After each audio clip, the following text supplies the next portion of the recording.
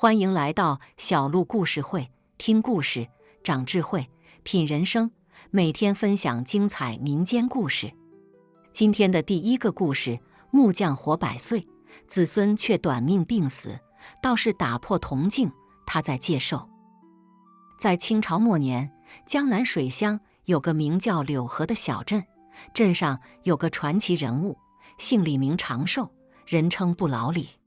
这李长寿是个木匠，手艺高超，做出的家具坚固耐用，式样新颖，深受乡亲们喜爱。更神奇的是，他活到了100岁高龄，依旧精神矍铄，耳不聋眼不花，还能操起斧头锯子干木匠活。可回来，这李长寿的命是长，但他的子孙们却一个个短命病死，最长的也没活过30岁。这事儿在柳河镇上传得沸沸扬扬，人们私下里议论纷纷，说这老李头怕是有什么不为人知的秘密，才害得自家子孙遭了殃。李长寿有个孙子，名叫李二狗，是李家长子李大海的独苗。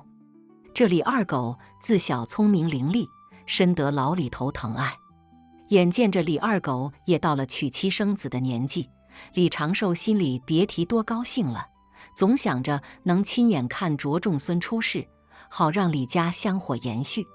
然而天不遂人愿，李二狗20岁那年突然得了一场怪病，整日卧床不起，脸色苍白如纸，日渐消瘦。李长寿请遍了镇上的名医，却都束手无策。眼瞅着孙子就要不行了，老李头急得茶饭不思，夜不能寐。这天清晨，李长寿坐在自家门槛上，吧嗒吧嗒抽着旱烟袋，心里盘算着该怎么办。就在这时，镇上来了一位云游道士，身穿道袍，手持拂尘，仙风道骨，一看就不是凡人。那道士走到李长寿面前，打了个旗手，说道：“施主面带忧色，可是家中有人染病？”李长寿一听，心里咯噔一下，心想这道士好眼力，便连忙起身，将道士请进屋中，将孙子的病情一五一十地说了出来。道士听后，眉头紧锁，说道：“贫道观你家中阴气甚重，似有邪物作祟，带我前去查看一番。”李长寿一听，连忙领着道士来到李二狗的卧室。道士围着李二狗转了一圈，又仔细看了看屋内的陈设，最后目光落在了墙上的一面铜镜上。那铜镜古朴典雅，镜面光滑如新，是李长寿年轻时亲手打造的，一直挂在墙上，从未动过。道士走到铜镜前，细细端详了一番，突然脸色大变，说道：“原来如此，问题就出在这面铜镜上。”李长寿一听，愣住了，问道：“道长，这铜镜是我亲手打造，一直挂在这里，从未出过问题，怎么会？”道士叹了口气，说道：“施主有所不知，这铜镜被你无意中炼制成了借寿之宝。”借寿之宝？李长寿一听，吓得差点没晕过去。道长，这话从何说起？道士解释道：“借寿之术，乃旁门左道，本为逆天而行。施主年轻时，想必为了延长寿命，无意间将自身一丝寿元注入这铜镜之中，又与子孙血脉相连，故而每当子孙寿命将近之时，铜镜便会自动吸取他们的寿元，以延续你的生命。”李长寿一听，顿时恍然大悟，回想起自己年轻时确实为了长生不老，曾尝试过各种方法，这铜镜便是其中之一。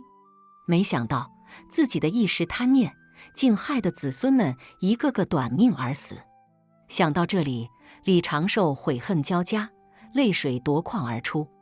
道士见状，叹了口气，说道：“施主不必过于自责，事已至此，唯有打破铜镜，才能解除诅咒，救你孙子一命。”李长寿一听，连忙点头，说道：“道长，只要能救我孙子，让我做什么都行。”道士从怀中掏出一张符纸，贴在铜镜上，口中念念有词。片刻之后，只听砰的一声巨响，铜镜应声而碎，碎片四溅。与此同时，李二狗床上突然腾起一股黑烟，直奔屋外而去。道士见状，连忙追了出去。李长寿也跟在后面，想看看究竟是个什么东西在作祟。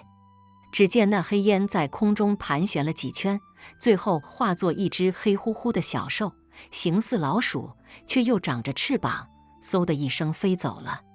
道士停下脚步，转身对李长寿说道：“那是一只是兽鼠，专门吸食人的寿元。想必是你炼制铜镜之时，无意间将它封印其中。如今铜镜已破，他便趁机逃脱了。”李长寿一听，吓得浑身直冒冷汗，心想这是兽鼠，要是留在镇上，还不知要害多少人呢。想到这里，他连忙向道士道谢，说道：“道长，多亏你及时出手，救了我孙子一命。不知这是兽鼠会不会再回来害人？”道士摇了摇头，说道：“是兽鼠生性狡猾，如今已逃脱，想要再找到它，恐怕难了。不过施主放心，贫道会在此地布下结界，保你李家一时平安。至于长远之计，还需施主多做善事，积德行善，方能化解这场劫难。”李长寿一听，连忙点头，说道：“道长放心，我今后一定多做善事，绝不再贪恋长生不老之术。”道士见状，微微一笑，说道：“如此甚好，贫道就此别过。”说完，便转身离去，消失在茫茫人海之中。李长寿望着道士远去的背影，心中感慨万千。回到屋中，只见李二狗躺在床上，脸色已渐渐恢复红润，呼吸也变得平稳起来。李长寿知道这是道士出手相救的结果，心中感激不尽。从此以后，李长寿真的像变了个人似的，不再沉迷于长生不老之术，而是将心思放在了做善事上。他拿出自己的积蓄，在镇上修桥补路，建学堂，帮助穷苦人家。每当有人遇到困难，他总是第一个伸出援手。渐渐的，李长寿在镇上的名声越来越好，人们都说他是个活菩萨转世。而李二狗呢，在爷爷的悉心照料下，身体也渐渐康复了。他牢记爷爷的教训，勤奋读书，后来考中了秀才，成了镇上最有学问的人。李二狗深知自己能有今天，全靠爷爷积德行善，于是他也学着爷爷的样子，多做善事，帮助那些需要帮助的人。岁月如梭，转眼间几十年过去了。李长寿最终无疾而终，享年120岁。他去世的时候，脸上带着安详的笑容，仿佛知道自己这一生已经圆满了。而李家的子孙后代也都身体健康，长命百岁，再也没有出现过短命病死的情况。这事儿在柳河镇上流传了很久很久，人们都说这是李长寿积德行善的结果。至于那是兽鼠，据说再也没有出现过。不过每当夜深人静的时候，总有人能听到镇外的山林里传来一阵阵凄厉的鼠叫声，那声音听起来让人毛骨悚然，仿佛是在诉说着什么不为人知的秘密。故事讲到这儿，咱们也该歇歇了。各位看官，您说这李长寿是福是祸呢？是贪念害了他，还是善行救了他？这事儿啊，还真不好说。咱们只能说，做人啊，还是得积德行善，方能对得起天地良心，对得起自己。好了，今儿个的故事就讲到这儿，咱们下回再见。那是兽鼠的事儿，虽然过去了几十年，但在柳河镇上依旧是人们茶余饭后的谈资。每当夜幕降临，镇上的老人们就会围坐在火堆旁，一边抽着旱烟袋，一边讲述着那个关于李长寿和是兽鼠的故事。故事传着传着，就传出了不少版本。有人说，那是兽鼠其实并没死，而是躲进了深山老林里，继续寻找着下一个可以吸食寿元的目标。还有人说，李长寿其实并没积什么德，他之所以能长寿，全靠那面铜镜。铜镜虽然碎了，但李长寿体内的寿元已经得到了补充，所以他才能活那么长时间。对于这些传言，李长寿的子孙后代们总是一笑置之。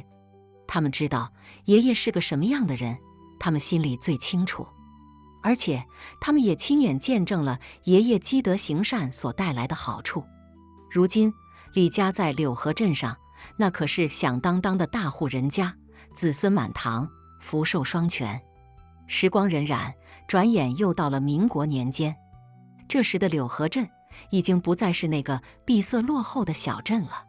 随着铁路的修建，镇上的经济也日渐繁荣起来，各种新奇玩意儿从四面八方涌进镇里，让人们的眼界大开。然而，就在这繁华背后，却隐藏着一股不为人知的暗流。这股暗流正是那传说中的是寿鼠。原来，那是寿鼠当年虽然逃走了，但并未远离柳河镇。它一直躲在镇外的山林里，暗中观察着镇上的动静。每当夜深人静的时候，他就会悄悄溜进镇里，寻找那些寿命将近的老人，吸食他们的寿元。由于是寿鼠行动隐蔽，又有着超乎寻常的速度和力量，所以镇上的人们一直没能发现它的存在。直到有一天，镇上的一位老中医在给一个即将咽气的老人把脉时，突然发现老人的脉象异常，体内似乎有一股莫名的力量在流动。老中医心中一惊，连忙仔细查看，这才发现老人的胸口处竟然有一个小小的鼠爪印。老中医深知这鼠爪印非同小可，于是连忙将此事告诉了镇上的保长。保长一听，也觉得事情蹊跷，于是立刻组织人手在镇上进行搜查。经过一番搜寻，他们终于在镇外的一片山林里发现了一个隐秘的山洞。山洞里正躺着那只已经长得硕大无比的是寿鼠。是寿鼠一见有人来，立刻露出獠牙，发出阵阵嘶吼。镇上的人们一见这怪物，吓得连连后退。就在这时，一位年轻力壮的小伙子站了出来，他手持一根粗壮的木棍，大声说道：“大家别怕，我们一起上，打死这怪物。”小伙子名叫李大壮，是李长寿的玄孙。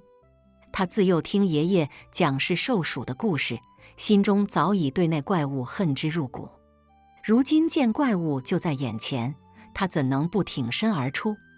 在李大壮的带领下，镇上的人们纷纷拿起武器，向是寿鼠冲去。经过一番激战，是寿鼠终于被众人打死，尸体被拖回镇上，示众3日，以解民愤。是寿鼠一死，镇上的老人们终于得以安享晚年。而李大壮也因为他的英勇表现，成为了镇上的英雄。每当人们提起他，都会竖起大拇指，夸他是个有担当的好小伙子。李大壮虽然成了英雄，但他并没有因此骄傲自满。他深知真正的英雄不是靠打杀怪物得来的，而是靠一颗善良勇敢的心。于是他继续跟着爷爷学医，悬壶济世，救死扶伤。每当有人遇到困难，他总是第一个伸出援手，从不计较个人得失。岁月如梭，转眼间又到了新中国成立。这时的柳河镇已经发生了翻天覆地的变化，镇上的经济更加繁荣，人们的生活也更加富裕。而李家呢，也依旧保持着他们的优良传统，代代相传，积德行善。李大壮的儿子李小宝是个聪明伶俐的孩子，他从小听着爷爷和太爷爷的故事长大，心中充满了对英雄的崇拜和对善行的向往。于是他立志要成为一名医生，像爷爷和太爷爷那样救死扶伤，为人民服务。经过多年的努力，李小宝终于考上了医学院，成为了一名优秀的医生。他毕业后毅然决然地回到了家乡，在镇上开了一家诊所，为乡亲们看病治病。李小宝的诊所一开，立刻受到了乡亲们的热烈欢迎。他医术高超，待人热情，总是笑眯眯的，让人感到十分亲切。每当有人来看病，他总是耐心地询问病情，仔细地检查身体，然后开出最合适的药方。在他的治疗下，许多久治不愈的病人都得以康复，重新过上了幸福的生活。李小宝不仅医术好，人品也好。他经常利用业余时间到镇上的养老院和孤儿院做义工，为老人们检查身体，给孩子们讲故事。他的善举感动了无数人，也让更多的人加入到了积德行善的行列中来。就这样，李家在柳河镇上的名声越来越响亮。每当提起李家，人们都会竖起大拇指，夸他们是个积善之家。而李家的子孙后代们呢，也都牢记着祖先的教诲，代代相传，积德行善，成为了柳河镇上一道亮丽的风景线。如今啊，你要是到柳河镇上去走一趟，还能听到人们讲述着李家和世寿鼠的故事呢。那故事啊，就像一股清泉，流淌在每个人的心田，滋润着人们的心灵，让人们更加珍惜生命，热爱生活，积德行善。今天的第二个故事，木匠没有腿，却健步如飞。老汉说，这不是他的腿啊。一片架空的时空里，有个叫做云隐村的地方。这村子坐落在群山环抱之中，云雾缭绕，宛如仙境。云隐村的人们世代以耕织为生，日子虽不富裕，却也过得安宁自在。然而，在这宁静的小村里，却流传着一个奇异的传说，说的是一个木匠，没有腿，却能健步如飞。这事儿听起来匪夷所思，却偏偏在村里头传得有鼻子有眼。这事儿还得从几十年前说起。那时候，云隐村里有个姓李的老汉，人称李老汉，是个见多识广的人物。李老汉年轻时走南闯北，见过不少世面，回到村里后，变成了村里老少都爱围坐听他讲故事的活字典。有一天，李老汉从山里头砍柴回来，路过村东头那座废弃的老宅子时，忽然听到里头传来叮叮当当的声响，像是有人在敲打什么。李老汉心里犯嘀咕，这老宅子荒废多年，早已无人居住，怎么会有声音呢？他壮着胆子悄悄走近一看，只见宅门半掩，里头透出微弱的灯光。李老汉推开门缝，往里一瞅，这一瞅可不得了，只见一个年轻木匠正坐在一张破旧的木凳上，专心致志地雕刻着什么。奇怪的是，这木匠竟然没有腿，下半身空荡荡的，却稳稳当当地坐着，手里头的活一点不含糊。李老汉惊讶得差点叫出声来，心想这世上竟有如此奇事。他强压下心头的震惊，悄悄退了出来，回到家中，一夜难眠，心里反复琢磨着这事儿。第二天一大早，李老汉就揣着几个热乎乎的玉米棒子，又来到了老宅子前。这回他壮起胆子，敲了敲门。不一会儿，门开了，正是昨天那个没有腿的木匠。他面容清秀，眼神中透着一股子坚韧，见到李老汉，微微一笑，道：“大爷，您找谁呀？”李老汉把玉米棒子递过去，说：“小伙子，我路过这儿，见你手艺不错，特地来瞧瞧。”你这腿，木匠苦笑了一下，说：“大爷，这事儿说来话长，您要是不嫌弃，进屋坐会儿，我慢慢跟您说。”李老汉点了点头，跟着木匠进了屋。一进门，李老汉才发现这宅子虽然外表破旧，里头却收拾得井井有条，墙上挂着各式各样的木雕，每一件都栩栩如生，令人叹为观止。木匠请李老汉坐下，自己则坐在那张破旧的木凳上，缓缓开了口：“大爷，我叫林毅，打小就是个孤儿，被师傅收养，学了这一手木雕手艺。可命运弄人，15岁那年，我得了场怪病，双腿渐渐失去了知觉。师傅心疼我，不肯放弃我，便四处奔波，为我寻来了一对奇物——风行者。说着，林毅卷起裤腿，露出空荡荡的下半身，只见2条看似木质的假腿紧紧贴合在他的腿上，散发着淡淡的荧光。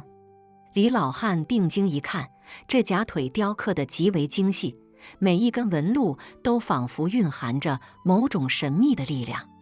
这风行者是我师父在一处古老遗迹中偶然所得，据说是上古时期一位能工巧匠所制，能够根据使用者的心意自由移动，如同行走于风中，健步如飞。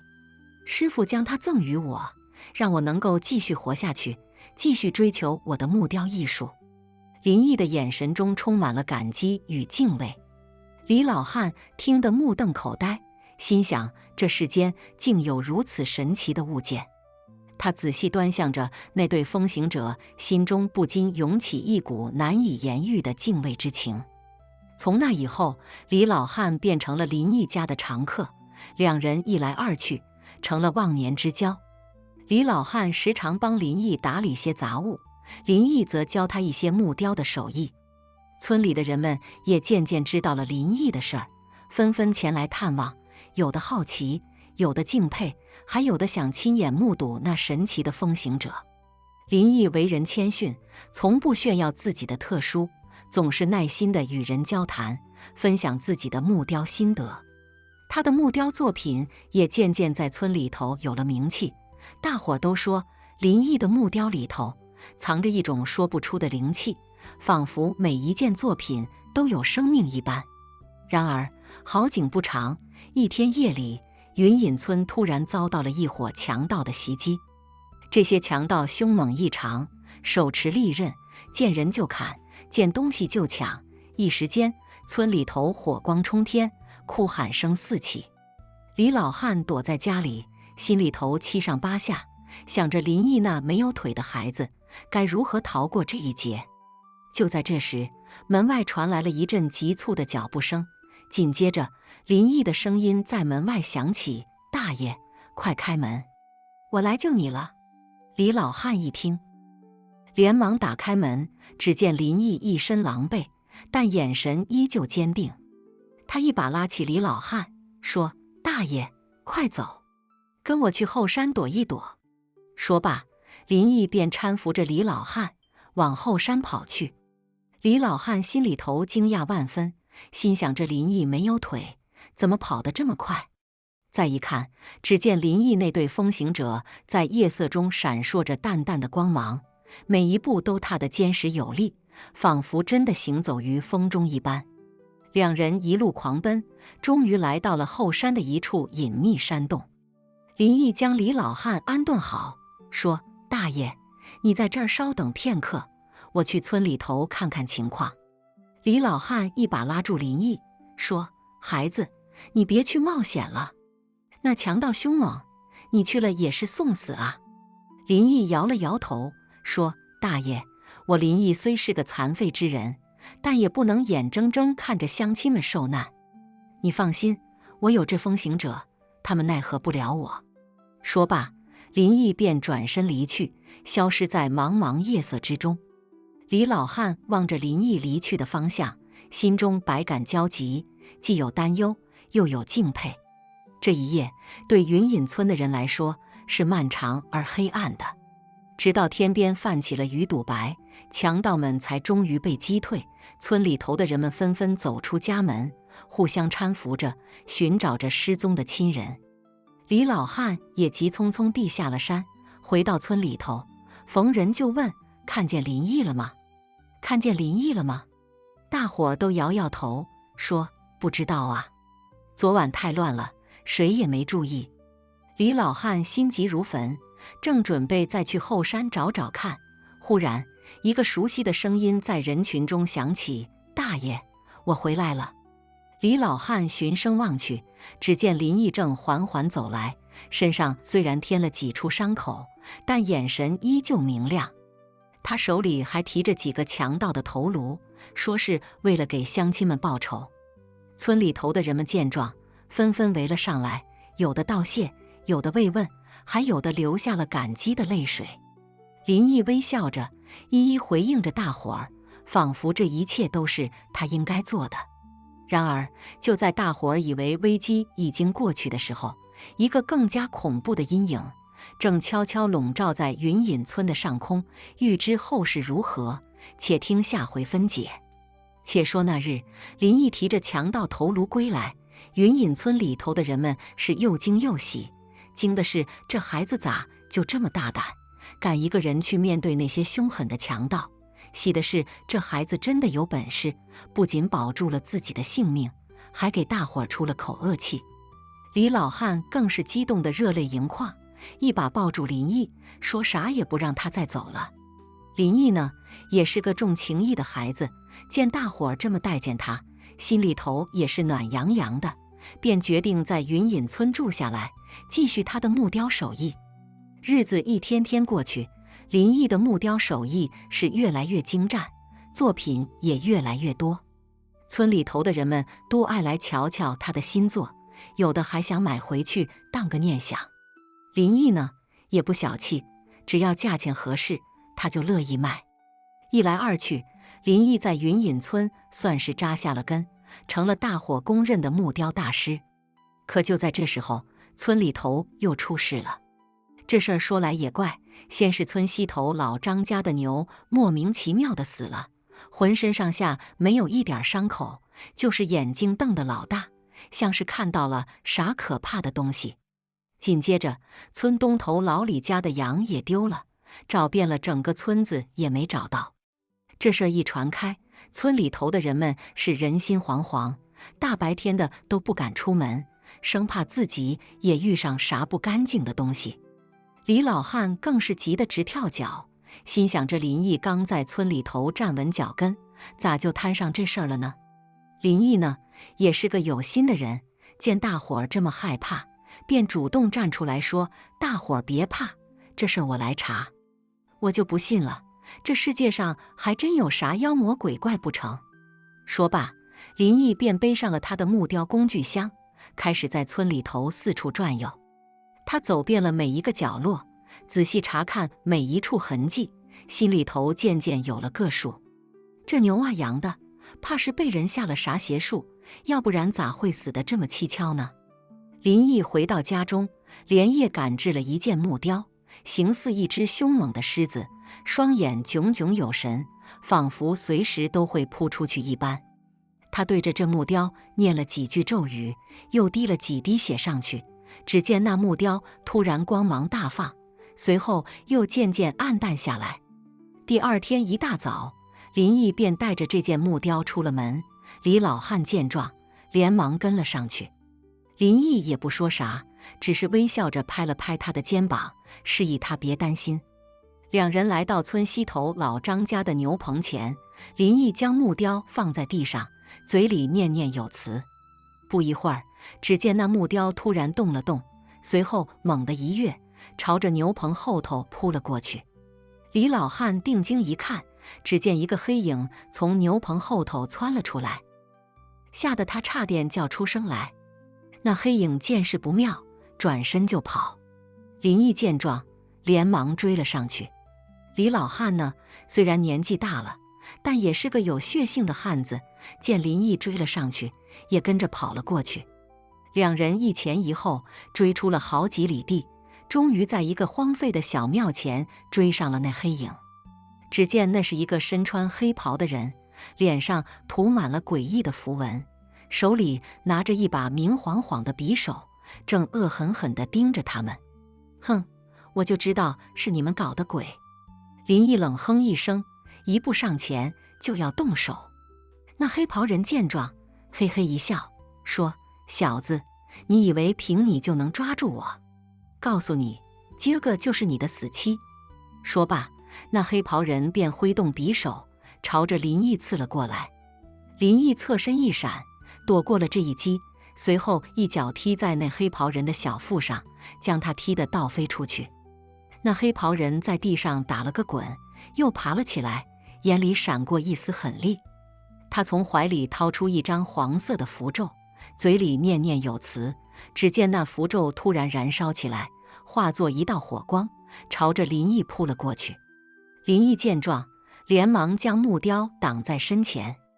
只见那火光碰到木雕，突然像是被啥东西吸住了一般，瞬间熄灭。与此同时，那黑袍人也像是失去了力气一般，瘫倒在地。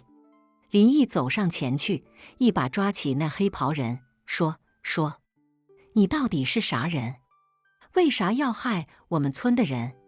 那黑袍人见事已至此，也不再隐瞒，哆哆嗦嗦地说：“我是黑风寨的巫师，我们寨主看中了你们村的风水宝地，想把你们村的人都赶走。”林毅一听，心里头顿时明白了，原来这一切都是那黑风寨搞的鬼，他们想霸占云隐村，这才使出这些下三滥的手段。哼，想霸占我们村，没门儿！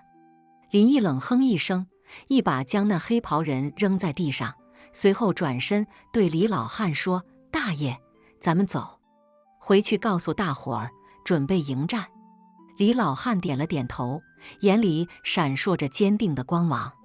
两人一路小跑，回到了村里头，将这事儿一五一十地告诉了大伙儿。大伙儿一听，都怒了，纷纷表示要跟那黑风寨拼了。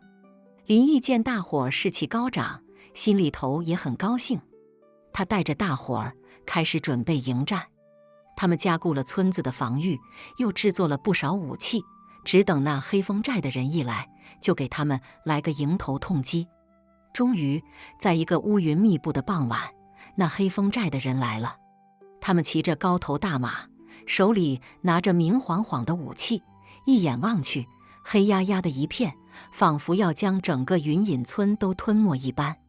林毅站在村口，望着那黑压压的人群，心里头却没有丝毫的畏惧。他转过身，对大伙儿说：“大伙儿别怕，咱们云隐村的人从来都不是好惹的，今儿个咱们就跟他们拼了。”说罢，林毅便一挥手，带着大伙儿冲了出去。一时间，喊杀声震天动地，刀光剑影交织在一起，仿佛要将整个天地都撕裂一般。那黑风寨的人虽然凶猛，但哪里敌得过云隐村人的同仇敌忾？不一会儿，便败下阵来，纷纷丢盔卸甲，逃之夭夭。云隐村的人们欢呼雀跃，纷纷将林毅围在中间，说啥也不让他走了。林毅望着大伙儿那一张张淳朴的笑脸，心里头也是暖洋洋的。他知道自己这回是真的在云隐村扎下根了。从那以后，云隐村又恢复了往日的宁静与祥和。林毅呢，也继续他的木雕手艺，他的作品不仅在当地小有名气，还渐渐传到了外头。不少人都慕名而来，想要亲眼瞧瞧这位木雕大师的风采。林毅呢，也不负众望，他的每一件作品都蕴含着深深的情感与寓意，让人看了是赞不绝口。而他那对神奇的风行者也成了云隐村的一大奇观，吸引着无数人的目光。岁月流转，时光荏苒，转眼间几十年过去了，林毅也从当年的小伙子变成了白发苍苍的老头子，但他的精神头儿却依旧不减当年，每天仍旧拿着刻刀，在木头上精雕细琢，仿佛要将自己的一生都刻进这些作品里头。而云隐村呢，也因为有了林毅这位木雕大师而变得更加有名。每当有人提起云隐村，都会不由自主地想起那位没有腿却能健步如飞的木匠，以及他那神奇的风行者。今天的最后一个故事，木匠正准备去打棺材，遇道士讨水喝，道士说：“万万去不得。”在那不知名的年月里，天下大乱，妖魔横行，百姓的日子那叫一个苦啊！在那片被云雾缭绕、世人鲜少踏足的架空之地，云隐山脉深处有个小村庄，名叫柳河村。这村里头有个手艺极好的木匠，名叫李大锤。李大锤这人身材魁梧，皮肤黝黑，一双大手跟铁钳子似的，啥木头到了他手里，不出3时辰就能变成活灵活现的物件。今儿个村里头的张老汉咽了气，家里人急忙来找李大锤，说是要打一副好棺材，好让老人家走得安详。李大锤放下手里的活计，叹了口气，心里头五味杂陈。这年头死人多，活人少，木匠这行当虽是吃香，可心里头那个堵得慌啊，谁能懂？他拿了家伙绳儿，背上斧头锯子，就往山上砍树去了。这云隐山的树木质地坚硬，纹理清晰，做出来的棺材既结实又体面，是远近闻名的上等货。正当李大锤挥汗如雨，在一棵老槐树下忙得热火朝天时，忽听得不远处传来一阵悠长的道号声：“无量天尊，善哉善哉！”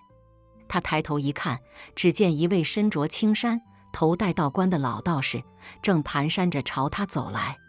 那道士须发皆白，脸上沟壑纵横，眼神却异常清澈，仿佛能洞察人心。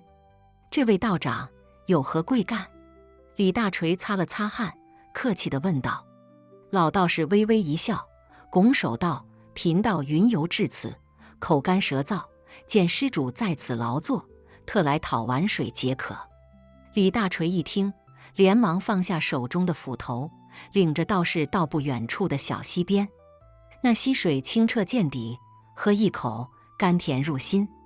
道士连饮3口，赞不绝口：“好水，好水，此乃天地之灵泉也。”喝完水，道士也不急着走，而是围着李大锤那半成品的棺材转了起来，嘴里还念念有词：“木中带灵，灵中带气，此棺非同小可呀。”李大锤一听这话，心里头犯了嘀咕：道长何出此言？不过是副普通的棺材罢了。道士微微一笑，目光如炬：“施主有所不知，此木生于云隐之巅，吸天地之精华，具日月之灵气，若用于寻常之人，恐有大祸临头。”李大锤心头一紧，忙问：“那依道长之见，该当如何？”道士捋了捋胡须，神色凝重：“贫道冠你面相，近日恐有血光之灾，而那棺材正是导火索，万万去不得张家，更不可将此棺制成。”李大锤一听，心里头那个乱啊，如同15个吊桶打水，7上8下。他虽是个粗人，但也知道这世间有诸多玄妙之事，不可不信，不可全信。可眼瞅着张老汉一家等着棺材下葬，他这能撒手不管？道长，您这话我可不敢苟同。张老汉一世为人忠厚，如今去了，我怎能不帮他一把？李大锤硬着头皮说道。道士摇了摇头，从袖中掏出一枚符咒，递给李大锤：“罢了罢了，此乃护身符，你且收好，关键时刻或能救你一命。但记住，今夜子时务必到村东头的老柳树下等我，贫道有要事相告。”说完，道士也不等李大锤回话，转身化作一道青烟，消失在山林之间。李大锤愣在原地，半天回不过神来，手中的符咒仿佛还残留着道士的体温，让他心头暖洋洋的，却又莫名的忐忑不安。夕阳西下，李大锤背着那半成品的棺材，踏上了回村的路。一路上，他脑海里不断回想着道士的话，心里头7上8下的。到了张家，张老汉的儿女见棺材已备好，连声道谢。李大锤勉强挤出一丝笑容，心里却像压了块大石头。夜幕降临，李大锤躺在床上，辗转反侧，怎么也睡不着。他想起道士的叮嘱，心一横，决定无论如何也得去村东头的老柳树下看看。于是他悄悄起身，穿上衣服，摸黑出了门。到了老柳树下，只见四周一片漆黑，只有偶尔几声虫鸣打破夜的寂静。李大锤等了许久，不见道士踪影，心中不免有些焦急。正当他准备放弃，转身离开时，一阵阴风吹过，老柳树的枝条突然疯狂摇曳起来，仿佛有什么东西藏在其中。李大锤吓得倒退几步，险些摔倒。就在这时，一道熟悉的声音响起：“莫怕，是我。”随着话音落下，道士的身影缓缓从树影中走出，手中还提着一只灯笼，照亮了四周。李大锤这才松了口气，上前问道：“道长，您怎么现在才来？吓死我了！”道士微微一笑，将灯笼挂在枝头，神色变得异常严肃。贫道刚才在布阵，以防妖邪侵扰。李大锤，你可知道，你今日所遇非同小可？李大锤心头一紧，忙问道长，到底是怎么回事？道士叹了口气，缓缓道来：那张家老汉并非寿终正寝，而是被山中一只修炼1000年的黑狐妖所害。那黑狐妖为了提升自己的修为，专挑阳气旺盛之人下手，吸取其魂魄。而你因常年与木材打交道，身上沾染了木灵之气，对那妖狐来说乃是大补之物，所以他才会通过张老汉一事将你引到此处。李大锤听得目瞪口呆，半晌才回过神来：那我该怎么办？道士从怀中掏出一把桃木剑，递给李大锤：此剑乃贫道亲手炼制，可驱邪避凶。今夜你随我一起到那黑狐妖的老巢，将它彻底铲除，以绝后患。李大锤接过桃木剑，手感沉甸甸的，心里头既有害怕又有激动。他深知这一去生死未卜，但为了村子的安宁，他愿意豁出去。于是在道士的带领下，两人一前一后朝着云隐山深处进发。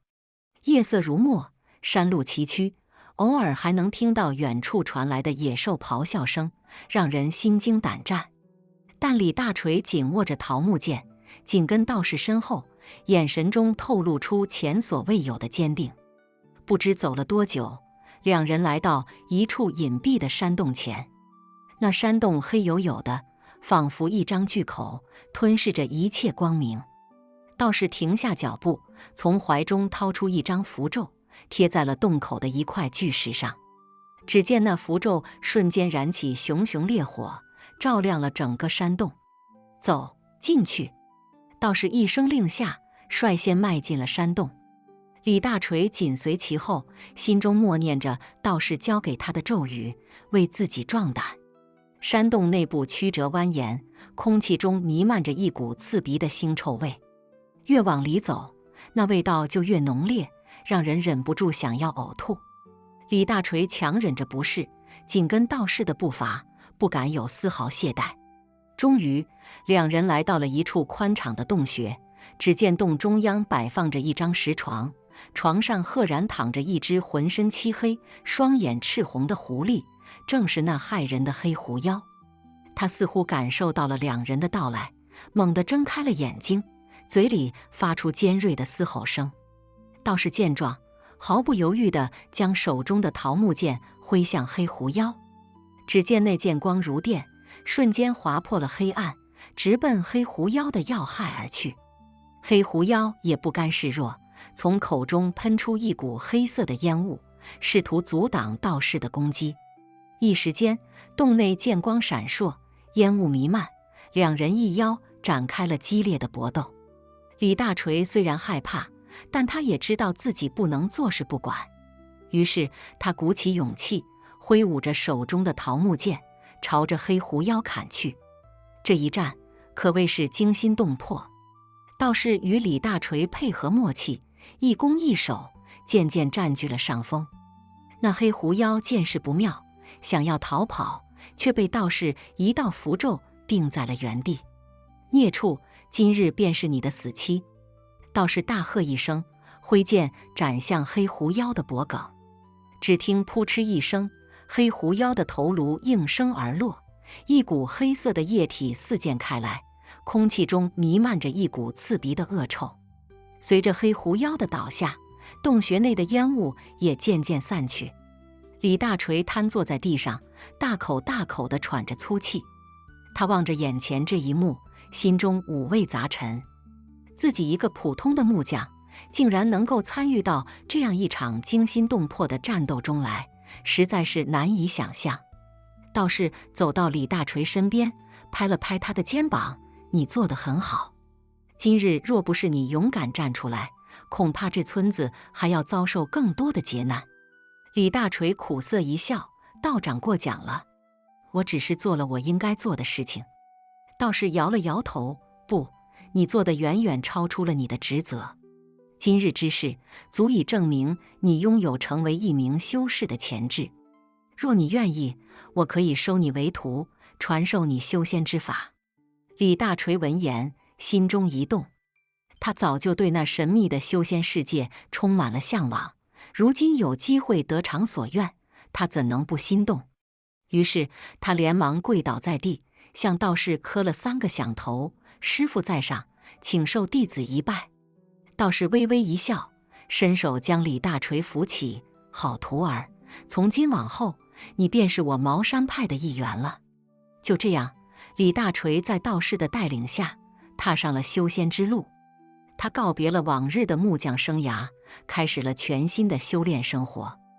而关于他如何斩妖除魔、保护村子的故事，也在柳河村流传开来，成为了人们茶余饭后的美谈。然而，这一切只是故事的开始。茅山风云之木匠奇遇，李大锤跟了师傅，那是真豁出去了。每天天不亮就起来练功，晚上月亮老高了才回屋睡觉。那茅山的法术可不是闹着玩的，得下真功夫学。李大锤这人，别看他平时大大咧咧的，但一遇到正事，那是真不含糊。他师傅呢，也是个有能耐的人，不光法术高强，还懂得咋教徒弟。他看李大锤有股子倔劲儿，就专门给他找些难啃的骨头啃。什么茅山符咒大全、五行八卦阵图，一本本厚的跟砖头似的书，硬是让李大锤给啃下来了。时间一长，李大锤还真学出点名堂来了。那些符咒、阵法啥的，他画起来、摆起来，那是越来越顺手。村里人看他的眼神都不一样了，都说这李大锤可真是祖坟冒青烟了，竟然能学到这等高深的法术。李大锤记住了师傅的话，修行上那是一点都不敢马虎。就这样，日子一天天过去，李大锤的修为也是与日俱增。有一天，师傅突然把李大锤叫到跟前，跟他说：“徒儿，你如今修为已有所成，是时候下山历练一番了。记住，修行不光是为了自己，更是为了守护这片土地上的百姓。”李大锤一听，心里头那个激动啊！他早就想下山去看看了，看看自己学的这些本事到底能不能派上用场。于是他收拾收拾东西，跟师傅拜了个别，就下山去了。这一路上，李大锤那是真开了眼了。他遇到了各种各样的妖魔鬼怪，也结识了不少志同道合的朋友。他们一起斩妖除魔，保护百姓，那日子过得那叫一个充实。有一天，李大锤来到了一个名叫黑风镇的地方。这镇子可真够邪门的，一到晚上，那风就跟鬼哭似的，呜呜的叫。镇子里的人呢，一个个都面黄肌瘦，看起来像是被啥东西给吸了阳气似的。李大锤一看这情况，心里头就明白了7、8分。他悄悄在镇子里转了转，果然发现了一处妖气冲天的地方。那是一座荒废的庙宇，里头供奉的竟然是一只黑熊精。这黑熊精也不知道修炼了多少年，竟然有了不小的道行。他每天晚上都出来吸食镇子上百姓的阳气，以此来提升自己的修为。李大锤一看，这哪成啊？这不是欺负人吗？于是他悄悄回到客栈，准备了一番。到了晚上，他趁着夜色，悄悄来到了那座庙宇前。只见那庙宇大门紧闭，里头传来一阵阵诡异的笑声。李大锤一听，心里头那个火呀，这黑熊精还真是嚣张。他深吸一口气，推开门就走了进去。只见庙宇里头，那黑熊精正盘腿坐在一张破旧的蒲团上，嘴里念念有词。李大锤一看，这机会难得呀，得赶紧动手。他悄悄绕到黑熊精身后，突然大喝一声：“孽畜，看剑！”说着，他就把手中的桃木剑挥了出去。那黑熊精一听这声音，吓了一跳，赶紧转身迎战。这一战可真是惊心动魄。李大锤跟那黑熊精斗得难解难分，符咒、阵法那是轮番上阵。那黑熊精也不甘示弱，爪子、牙齿那是招呼个不停。李大锤一看这黑熊精还挺难缠，心里头就更来气了。他大喝一声：“今日若不除了你，我李大锤是不为人。”说着，他就把师傅传给他的绝招使了出来。只见一道金光闪过，那黑熊精就被定在了原地。李大锤趁机上前，一剑就刺穿了他的心脏。那黑熊精发出一声惨叫，就倒在了地上。随着黑熊精的倒下，镇子上的妖气也消散了不少。李大锤擦了擦汗，看着倒在地上的黑熊精，心里头那个痛快呀！他知道自己这一战算是给镇子上的百姓除了一害。第二天，镇子上的百姓听说了这事儿，都纷纷来到庙宇前，想要看看那位除妖的英雄。当他们看到李大锤时，都惊讶得合不拢嘴。他们没想到，这位看起来普普通通的年轻人，竟然有如此高强的法术。李大锤呢，看着这些淳朴的百姓，心里头也是暖洋洋的。他知道自己这一路上虽然遇到了不少危险，但也收获了不少。他收获了友情，收获了尊重，更重要的是，他找到了自己人生的价值。从那以后，李大锤就更加坚定了自己的信念。他知道自己不光要守护这片土地上的百姓，还要把茅山的法术传承下去。于是，他每到一处都会寻找有缘人，传授他们茅山的法术。就这样，李大锤的名声越来越大，他的事迹也传遍了四面八方。人们都说，这李大锤可真是茅山派的骄傲啊！